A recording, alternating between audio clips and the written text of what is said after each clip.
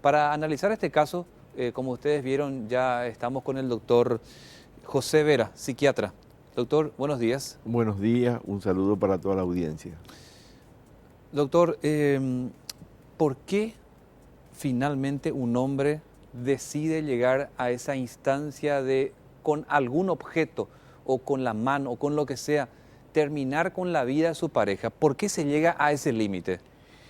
Bueno, la cuestión es bastante compleja. Yo hace muchos años que he estado en casos de feminicidios, he investigado y tuve casos donde no se pudo evitar a pesar de que previamente consultaron conmigo. Entonces la cuestión es bastante compleja, no es simple. ¿Por qué se llega? Para mí, aparte de la cuestión cultural, del machismo, etcétera, que plantean eh, las personas dedicadas a este tema, está un tema también que es el problema de la salud mental. Por ejemplo, acá en estos dos casos, evidentemente hubo alcohol de por medio, y ahí ya estamos con un problema de salud mental porque el alcohol altera la percepción, altera la conducta, uno puede tener conductas agresivas y después para más, en muchos casos se produce un fenómeno que se llama blackdown y que donde la persona olvida lo que ocurrió.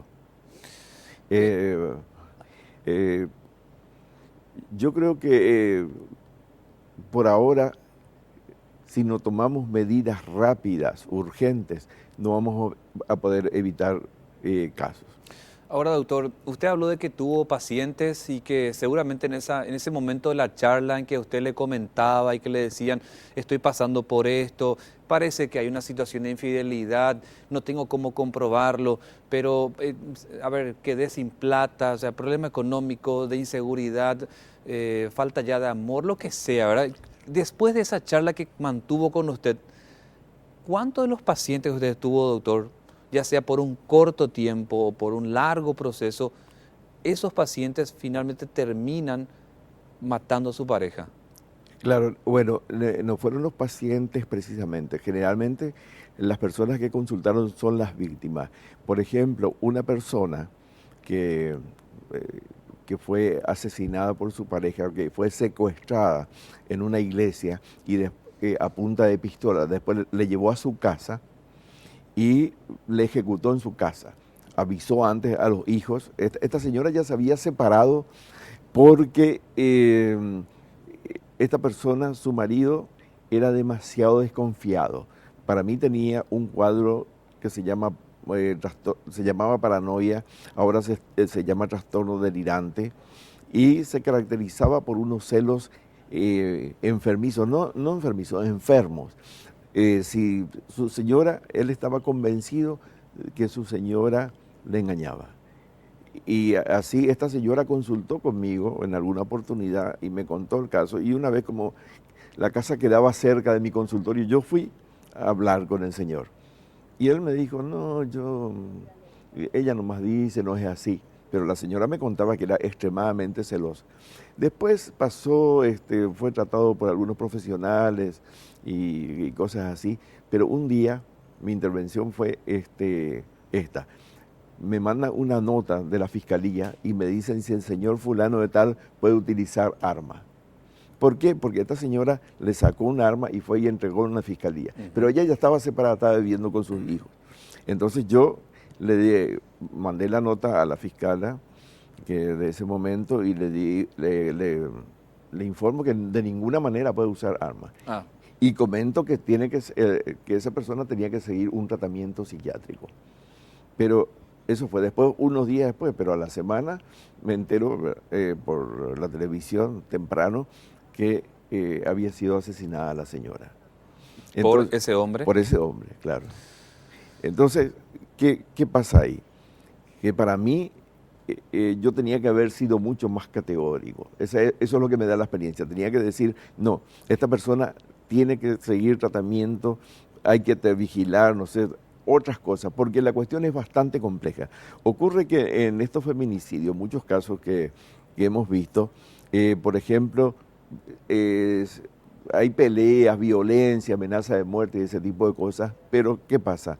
El juez le otorga una medida, no acercarse 500 metros, eso no Claro, sirve para nada. no sirve. No, para nada, pero para En nada. la práctica no te sirve No, eso. no, para nada, porque una persona que está delirando, que está mal, que está con unos celos, que imagina cosas, a eso no le sirve. Tampoco sirve el encarcelamiento, porque hemos tenido casos donde una persona estuvo en la cárcel, o sea, varios casos, encarcelada, sale y le mata. Ahora, si no sirve la restricción de 500 metros, si no sirve ni la cárcel, entonces la mujer, que es la que es más afectada como consecuencia de Claro. este fenómeno social incluso, que está golpeando nuestro país, que quizás no es una novedad, pero ahora está golpeando mucho más y es Claro. mucho más visible, entonces, ¿cuál sería la solución? Claro, pero te digo, puedo agregar algo más. Sí, Tampoco sirve, porque hubieron casos así, que cada uno de los componentes de la expareja esté con otra familia, esté casada, inclusive con hijos, porque ha ocurrido casos donde el hombre va y le mata a su ex esposa que ya tiene otro hijo, otra pareja, y él también. ¿Por qué? Porque cree que es su propiedad. Y lo que pasa es que son personas que tienen un problema, puede creer que es su propiedad, pero es como que está obsesionado. Entonces, para mí, no sirve el tiempo, no sirve el estado civil, no sirve para nada. O sea, que haya cambiado el estado civil, no sirve el divorcio, porque hemos tenido muchos casos donde ya están divorciados. ¿Y qué pasa?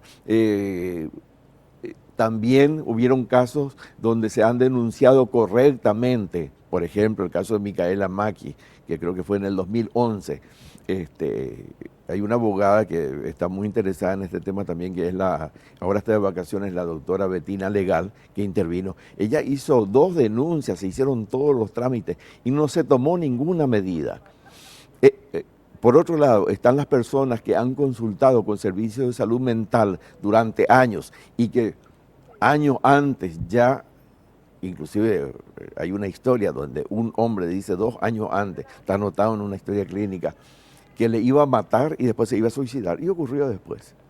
A ver, entonces, doctor, por su experiencia, por su formación académica y de los casos que usted ya pudo escuchar, atender y ver, incluso aquellos que no terminaron siendo su paciente, pero que los vio en el relato policial, en los medios. Aparte, yo soy psiquiatra forense de la Fiscalía, entonces después me toca ver. ¿Le permite, doctor, a usted concluir que el que va a matar a su pareja, en estos casos feminicidios, fueron al menos mentalmente planificados antes de que ocurra, o ese feminicidio fue producto de un impulso de ese momento de ira?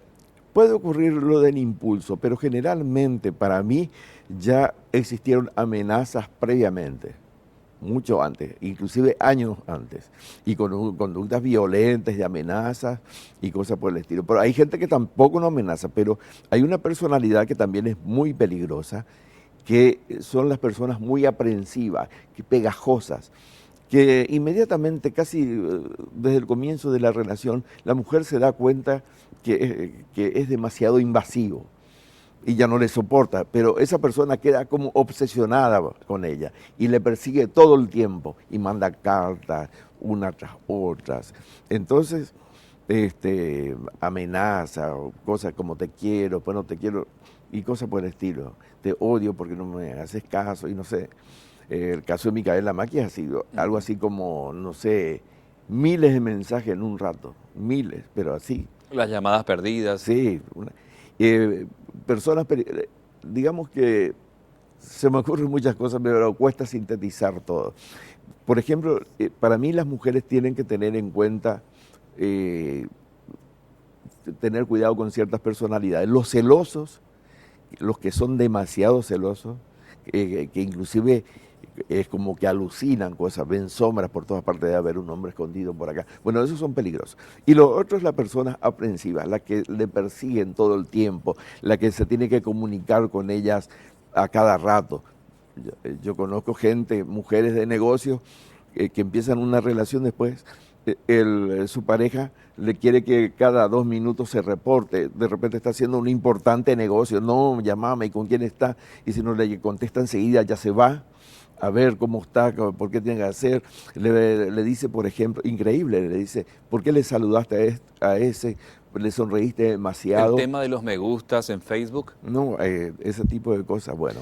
Pregunta, doctor. Entonces, yo creo que algo hay que hacer, y yo tengo una idea. ¿verdad? A Sí, ver. perdón. La idea mía para mí es también las campañas, estas campañas, marchas, concentraciones, difusión de las personalidades, incentivar que las mujeres denuncien Al menos para que sea visible el para que caso. sea visible. Pero por otro lado, por un lado tenemos dos ámbitos donde trabajar. El ámbito de la salud, porque están las unidades de familia o las unidades de atención primaria de salud que como van a la comunidad, tienen la capacidad, y eso está establecido en las normas del ministerio y de OPS, OMS. O sea que, por ejemplo, un equipo de salud mental o de salud familiar tiene un sector, un barrio, una manzana, y ellos saben todo lo que pasa ahí. Tienen que detectar todas las personas que están ahí. Si hay un alcohólico, un violento, reportar ese tipo de cosas. Ahora, Y por otro lado, la justicia. El tema de la justicia. Para mí, cuando se detecta un problema, así una persona violenta, una persona que amenaza habitualmente, que dice que va a matar, y peor si dice que va a matar y se va a suicidar, tiene que recibir un tratamiento psiquiátrico obligatorio. Lastimosamente en la ley del feminicidio está el tratamiento psicológico, pero no el tratamiento psiquiátrico. bueno, doctor, le escuché atentamente, habló de que, por ejemplo, el celoso, el extremadamente celoso, Claro, el que te mensajea, no le responde, el que te llama, no le atiende, el claro. que como no se reportó a cierto tiempo, él va hasta el trabajo. La pregunta es, como son señales, y nuestro Zócalo está ahí, ¿cómo detectar a un posible feminicida? Esas señales que usted citó, ¿son señales de que ese hombre puede terminar siendo un feminicida o no? Claro, uno no puede asegurar, pero por lo menos es una persona peligrosa. Y estas cosas se suelen ver en los antecedentes de las personas que después cometen feminicidio. Por Do- supuesto que hay otras cosas también. Yo he visto casos de personas depresivas que han matado a su pareja y a veces a toda la familia. ¿Por qué razón? Porque tienen, por ejemplo, un delirio de ruina. La depresión hace que crean que todo está acabado, todo terminado. Entonces, para no sufrir más yo y tampoco que sufra mi familia o mi pareja, le mato a todo y me suicido. Cuando el feminicida, desgraciadamente, pudo completar su trabajo de asesinar a la mujer, este feminicida va a la cárcel. Él, ¿cómo queda finalmente? Ya cumplió ese trabajo que él tenía, desgraciadamente. Mató a una mujer, dejó sin vida a esta persona. Él sigue siendo un peligro para la sociedad, considerando que, digamos, él ya cumplió su trabajo. Mató a una mujer, desgraciadamente lo decimos esto, ¿verdad? Sí. Pero después él va a la cárcel. ¿Él sigue siendo un peligro para la sociedad? Y la verdad que lo que pasa después, no sé, sinceramente. Porque generalmente lo que yo he visto es que estas personas están como el delirio o la obsesión está dirigida hacia una persona. Porque es muy llamativo que una persona que esté casada ya con otra, un Sí. varón casado ya con otra, sin embargo sigue obsesionado o con ideas delirantes a través de una pareja de hace años. Doctor, la mujer muchas veces te cuenta historias e historias. El hombre que ya golpeó muchas veces a la mujer y que psicológicamente jugó con ella y un día le pide perdón, ¿es creíble ese hombre? Y bueno, desde una persona común no, pero lo que pasa es que hay que tener en cuenta, y en la experiencia en psiquiatría forense, y aparte hay inclusive documentales, películas, estas personas en muchos casos son súper manipuladores. Entonces, todo el mundo le cree. Hemos tenido casos, por ejemplo, de proxeneta que maltratan a la mujer, pero brutalmente. Después son rescatadas por los padres, por ejemplo, los familiares. No tienen dependencia económica ni nada, pero sí una dependencia psicológica. Y después, ante un llamado, van otra vez. Es increíble. O sea que, pero el otro día el hermano de una víctima decía justamente acá en este canal, decía que el victimario era una persona súper encantadora con la familia, era una cosa y otra cosa dentro de la pareja. Sí, esa doble personalidad. Sí, Doctor, muchas gracias por acompañarnos esta mañana en NPI La Gente. Para nosotros es importante su presencia porque se dio el segundo caso de feminicidio en nuestro país. Ya recién Rodrigo y Clara nos daban este reporte y ojalá que estos números en comparación al año pasado, porque escuché eran 53 el año pasado, vayan bajando? Tenemos que hacer algo ya. Y para mí solamente tenemos que hacer desde el punto de vista de campaña, trabajar desde el tema de salud y también desde el punto de vista de la justicia. Doctor, en conjunto, en conjunto. Doctor José Vera, psiquiatra, ojalá que su asistencia a las personas que de pronto fueron víctimas o que podrían ser feminicidas pueda su trabajo y el de sus colegas ayudar a que no solamente baje el número, sino que desaparezca luego, doctor. Claro. Que desaparezca claro. luego ese fenómeno. Tenemos que trabajar en conjunto. Se tiene que formar un equipo. A mí me gustaría, por ejemplo, que con el siguiente gobierno que venga ya crear algo técnico, multidisciplinario para trabajar de una vez por todas y tratar de acabar con esto. Gracias, doctor.